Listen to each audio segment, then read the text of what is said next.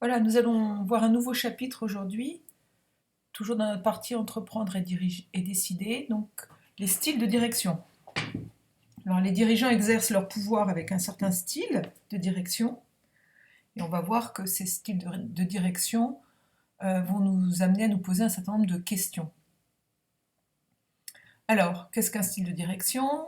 Quels sont les différents styles de direction? Quelles sont leurs caractéristiques? Est-ce que ces styles de direction sont influencés par des facteurs? Et comment la prise de décision est-elle liée au style de direction? Donc on verra qu'évidemment, dans le processus décisionnel, on avait déjà vu que le style de direction avait une influence directe sur la décision. Alors qu'est-ce que vous devez savoir à l'issue de ce chapitre? Une seule chose, mais qui est importante, c'est de pouvoir caractériser les styles de direction. Alors nous allons voir un nouvel auteur aujourd'hui, il s'appelle Francis Likert. Il est né en 1903, il est mort en 1981, c'est un psychologue américain. Et il est connu pour son apport à la psychométrie et à la mesure des attitudes. Alors la psychométrie, c'est un mot savant, mais qui veut tout simplement dire la science qui étudie l'ensemble des techniques de mesure en psychologie. Alors par exemple, l'attitude, l'attitude qui est un état d'esprit vis-à-vis de l'action, une action qui est une prédisposition à agir d'une certaine façon, une certaine intention. Bien, c'est étudié en psychologie, on sait à quel point c'est important pour l'étude de nos comportements. Alors juste pour un petit mot, Likert, vous le verrez aussi bien sûr en marketing, parce il est très connu pour son l'échelle de Likert, qui permet de mesurer de façon très fiable et de façon très répandue, de mesurer sur une échelle des opinions et de mesurer de façon discrète et de type verbal une opinion de personnes, par exemple de mauvais, excellent. Donc on en reparlera de Likert, vous le verrez abondamment quand on travaillera sur les questionnaires. Alors, les styles de direction, donc ils influencent la prise de décision, mais également le climat social de l'entreprise au travers des relations quotidiennes qu'ont les managers avec leurs salariés. Le style de direction, il a une influence directe sur la performance de l'entreprise et on voit qu'il est en grande partie déterminé par la personnalité du dirigeant. Donc Likert, justement, c'est grâce à lui qu'il a défini 4 styles de direction. Alors le style directif ou autoritaire, le style paternaliste, le style consultatif et le style participatif. Donc qu'est-ce que le style autoritaire ou directif? Dans ce style de direction, les décisions sont prises par une seule personne.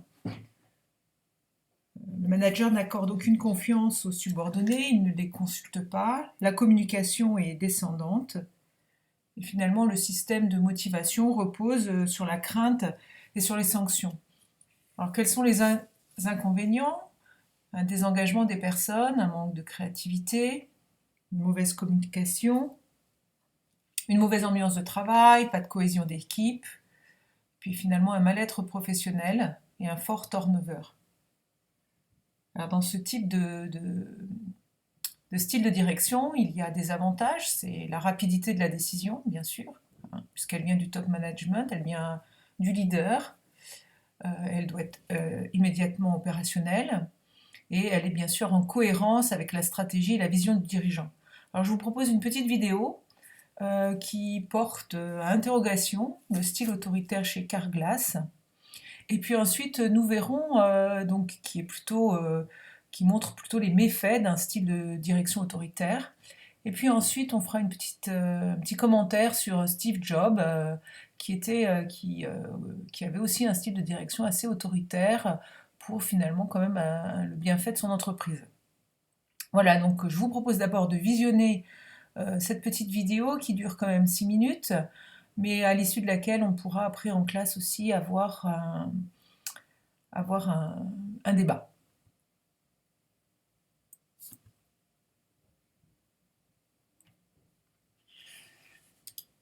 Faire remplacer son pare-brise cassé juste avant de partir en vacances.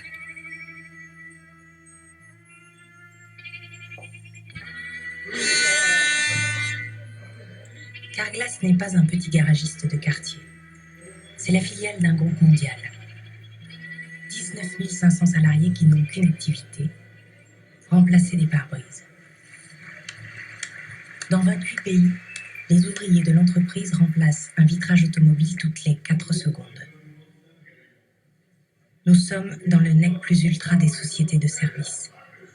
Leader sur son marché, Carglass s'appuie sur une organisation à flux tendu, extraordinairement rentable, totalement standardisée. La direction siège au sommet. Un étage en dessous, au deuxième, les cadres, qui organisent, supervisent, améliorent en permanence l'efficacité de la machine. Au premier, les employés, ceux qui réceptionnent les clients. Des milliers d'automobilistes au téléphone, énervés face à leur voiture cassée, à la recherche d'un garage en urgence. Le call center est le centre névralgique de l'entreprise. Je vais prendre le numéro de série du véhicule qui est sur la carte grise. C'est quelle marque votre voiture? Les téléopérateurs ont 8 minutes pour trouver une solution. Un rendez-vous dans les 48 heures dans un centre de réparation qui dispose du bon pare-brise parmi les 200 000 référencés. Carglass a ouvert 220 centres de réparation dans toute la France. Des ateliers stratégiquement implantés, là où le maximum de clients peuvent converger. À la périphérie des agglomérations, entre les centres-villes et les grands axes routiers. Donc, monsieur, mes collègues interviendront donc cet après-midi entre 14h et 18h à 24 avenue des Morillons à la société Isopar pour la Citroën C3 déflecteur avant droit. Merci, monsieur Martin, votre confiance. Au revoir. Vous avez vu, ici, c'est quasiment tout rempli, tout le monde est là. Et à Poitiers aussi, donc on doit avoir pas loin de 200 personnes connectées sur le système actuellement. Bonjour. Pour traiter 7000 appels, un lundi, généralement, sur la journée, on a 180 personnes. Donc, comme vous voyez, ici, je vois tous les chargés d'assistance. Donc là, je sais s'ils sont en ligne, s'ils sont pas en ligne. Vous voyez, c'est représenté par des petits téléphones. Donc de couleur verte, c'est quand ils sont en ligne. De couleur rose, c'est quand ils sont pas en ligne. Donc, depuis que moi, je suis coordinateur plateau, j'ai inventé un système de pause, en fait, qui les chargés appuient sur un bouton pour faire leur demande. Et puis, automatiquement, moi, ça me l'affiche. Et puis après, je peux valider. Donc ça, c'est valable sur les deux plateformes. C'est-à-dire que là, j'ai les chargés de Courbevoie et je peux avoir aussi les chargés de Poitiers. Donc je peux aussi attribuer les pauses aux chargés de Poitiers à distance. Donc là, il y a le petit récapitulatif qui me dit combien de temps donc ils ont pris leur pause. Ça, le cumul du temps de pause. Donc c'est 15 minutes le matin, 15 minutes après-midi, donc il ne doit pas dépasser 30 minutes. Et puis après, il m'indique à quelle heure exactement il a pris sa pause, la durée de la première, la durée de la deuxième, à quelle heure il me l'a demandé et à quelle heure moi je lui ai accordé. Donc là, vous voyez sur Courbevoie, voici les abus. Donc là, on en avait 6. Moi, le matin, quand il faut que j'aille travailler chez Carglass, je me mets dans une autre peau. Enfin, je sais pas, j'arrive dans une boîte où je sais que je vais faire un boulot très automatique et très répétitif. Donc, je mets, entre guillemets, mon cerveau entre parenthèses. Je ne réfléchis pas. J'y vais sans réfléchir. Je travaille sans réfléchir. Pour pouvoir tenir, il faut mettre un mouchoir sur sa fierté, supporter la manière dont on te traite, parce qu'on te fait bien sentir quand tu travailles dans un call center que tu n'es pas grand-chose. On arrive pour commencer notre journée de travail, il faut qu'on se logue, et dès qu'on se logue sur notre ordinateur, donc il y a l'heure qui s'affiche, il faut absolument ne pas être en retard et se loguer à la bonne heure. C'est à la 1 minute près, il y en a certains superviseurs après qui viennent te voir parce que tu as 1 minute de retard. Allô, madame? Oui, merci bien patienter. Donc, il n'y a pas de souci pour demain. Tu as un script auquel tu dois coller en permanence. Au début, on essaye de le faire parce qu'on ne connaît pas le temps de s'adapter, etc. C'est ce qu'on fait. Mais je pense que tout être humain, consciemment, quand on reste 10 heures au téléphone à répondre à des clients, on ne peut pas toutes les 5 minutes répéter exactement le même speech. Enfin, on devient un robot, on devient fou. Enfin, c'est pas possible. Tu as des phrases, des locutions. Carglass vous remercie de votre appel. C'est Carglass qui vous remercie de votre appel. Je vous souhaite une excellente journée. C'est comme si tu te gommais toi-même, tu te remplaçais par Carglass. Ça te ramène à ton statut de robot parlant. Qui traque comme ça, la petite bête bombe, on dit que c'est pour nous améliorer, etc. Mais où est l'amélioration? Alors, qu'est-ce que tu penses de ta prestation, d'après toi? Oui, donc j'ai fait tout ce qu'il fallait, j'ai tout demandé. Je vais vous demander quelques informations au niveau de votre assurance. Et effectivement, on doit dire ce qu'on a bien fait et ce qu'on a oublié de faire et ce qu'on pourrait améliorer. J'ai oublié quelque chose, mais apparemment j'ai tout dit. j'ai été directive auprès des clients. Et donc ça, déjà, c'est faussé à la base, sachant qu'on a un script. Et voilà, on n'est pas bête, il faut suivre le script, d'accord. Mais effectivement, après, tu négocies avec ton superviseur en disant, effectivement, j'ai pas dit ça parce que le contexte s'y prêtait pas. Et ton superviseur va dire, oui, mais c'est le script. C'est toujours ça la réponse chez Carla, c'est le script, c'est le script. Il faut faire le script. Il n'y a aucune valeur à savoir répéter ce qu'on me demande de dire. Voilà, donc on a vu une vidéo qui vraiment montre un style de management autoritaire hein, dans toute sa splendeur, avec des rapports distants avec les salariés, une absence de confiance, un management par la peur, hein, on voit bien dans cet entretien entre cette jeune fille qui répond aux appels et son supérieur. Bien sûr, ça n'encourage pas l'esprit d'équipe, la prise de décision est centralisée, elle est au sommet de l'organisation, et le système de délégation se réduit à sa plus simple expression. Les objectifs sont imposés sans être explicités. Hein, il est vrai que l'autre jeune fille qui parle dit elle vient faire son travail, mais finalement elle ne comprend pas le sens de son travail.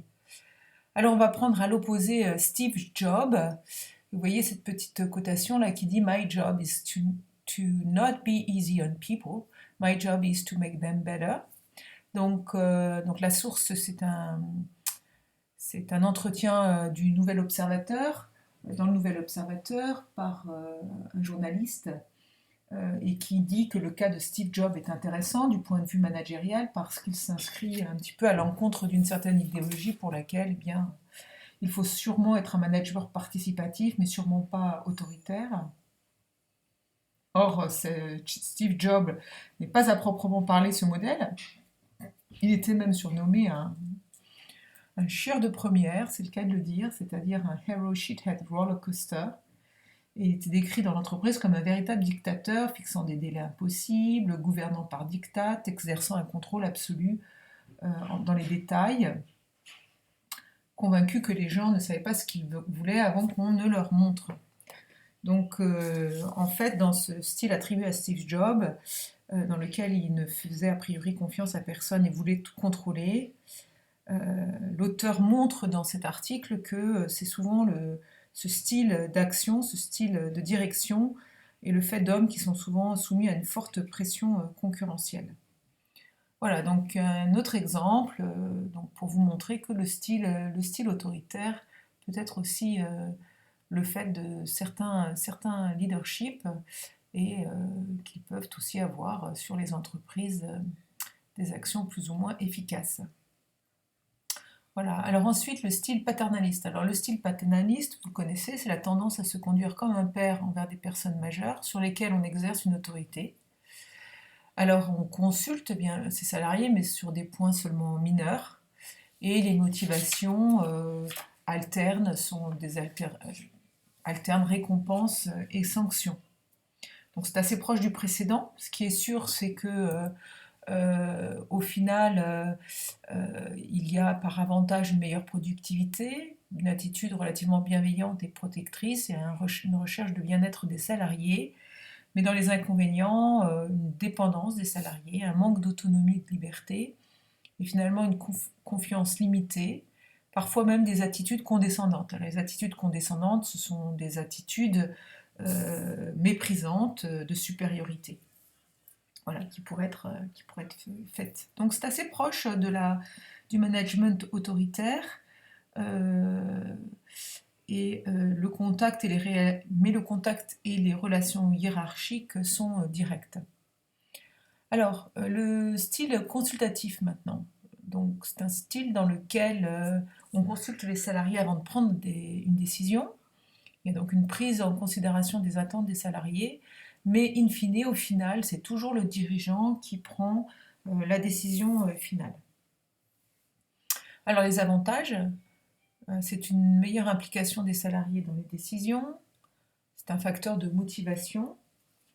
Les informations et les suggestions permettent aussi aux dirigeants de prendre des décisions plus réfléchies. Les inconvénients, c'est qu'en cas d'urgence, c'est inadapté parce que les décisions vont être beaucoup plus longues.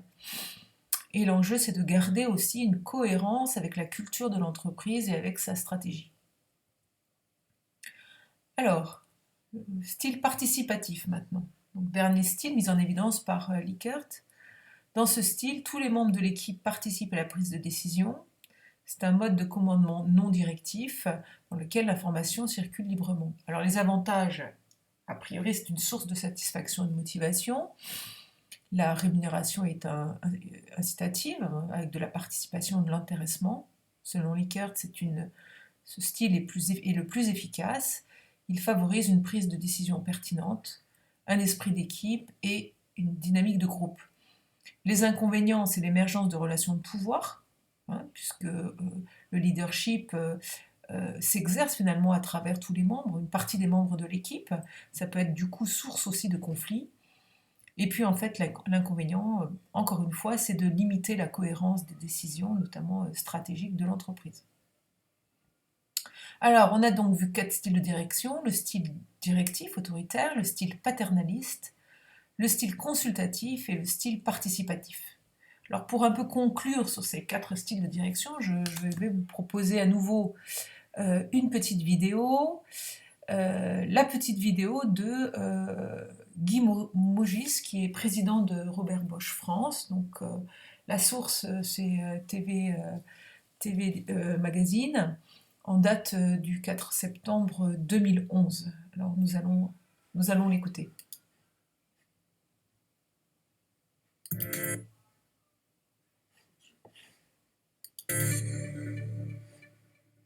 On peut dire qu'il y a 2 grandes écoles de management en essayant de différencier. L'une qui a plutôt tendance à dire qu'on peut faire confiance à l'homme et qu'il est a priori vertueux et cherche à bien faire. Donc c'est celle dans laquelle je m'inscris. Et une autre qui consiste à dire que l'employé ou le salarié est a priori pas vertueux et qu'il faut contrôler tout ce qu'il fait pour être sûr qu'il fait bien. Et c'est plutôt, et malheureusement à mon sens, une orientation que certaines entreprises sont en train de prendre. Donc, mon expérience, mais encore une fois, c'est plus un problème de croyance fondamentale au départ, et que de faire confiance aux salariés et leur laisser une délégation, leur laisser la place de s'exprimer, donne plus de vitesse, plus de rapidité dans les décisions. Alors il ne faut pas être naïf, ça inclut une certaine part de risque, puisque tout le monde n'est pas parfait et tout le monde n'est pas vertueux. Mais ça donne plus de rapidité, plus d'efficacité et surtout ça donne plus de sens à l'action des salariés. Ça donne des gens généralement plus épanouis et qui comprennent mieux pourquoi ils sont là et ce qu'ils ont à faire, plutôt qu'un contrôle tatillon et bureaucratique qui est généralement assez mal vécu et à mon sens de plus en plus mal vécu, notamment par les personnels plus jeunes. La crise effectivement un révélateur des cultures des entreprises où on peut constater que dans des moments difficiles, vous avez certaines entreprises qui vont se crisper sur le contrôle, puisqu'il est nécessaire de réduire les coûts, il est nécessaire d'améliorer l'efficacité. Donc là, on peut avoir une approche très bureaucratique, où on va compter les personnes, où on va compter les coûts, et on va réduire, mais de façon, comme on dit, top-down, à partir d'objectifs plus ou moins bien déclinés. Et puis d'autres sociétés où, au contraire, on va considérer que la rapidité et la liberté qu'on donne aux acteurs sera plus efficace parce qu'eux savent mieux que quiconque ce qui doit être fait pour améliorer l'efficacité. Alors, c'est vrai, dans les périodes de crise, il faut un mélange des deux, parce que la nécessité de réduire les coûts, elle ne peut être mesurée que globalement au niveau de l'entreprise. Il y a des choix qui doivent être faits, et ça, c'est des responsabilités de direction générale, de savoir ce que l'on garde, ce que l'on abandonne. Par contre, au niveau de l'exécution, moi je pense que quand on a des responsables qui comprennent ce que l'on attend d'eux et ce qu'ils doivent faire, c'est plus efficace que de leur donner tous les matins la feuille de route et des objectifs. Mais encore une fois, c'est un problème de dosage entre les deux écoles. Voilà, donc nous venons d'entendre Guy Mogis, qui réexplique bien les différents types de management, l'efficacité des styles de direction. Alors, le travail de Likert apparaît aujourd'hui aussi un peu comme insuffisante, les styles de direction ne pouvant se réduire à 4 approches, aussi pertinentes soient-elles encore aujourd'hui. Et donc, il y a une nouvelle grille qui a été approchée par Blake et Mouton, des docteurs en psychologie, qui ont caractérisé les styles de direction selon l'intérêt porté par le dirigeant à la production, intérêt porté à la production et aux relations humaines ici en ordonnée. Donc plus je m'intéresse aux hommes, plus je monte ici, et donc en ordonnée, et plus je m'intéresse à la production, plus je vais ici sur la droite.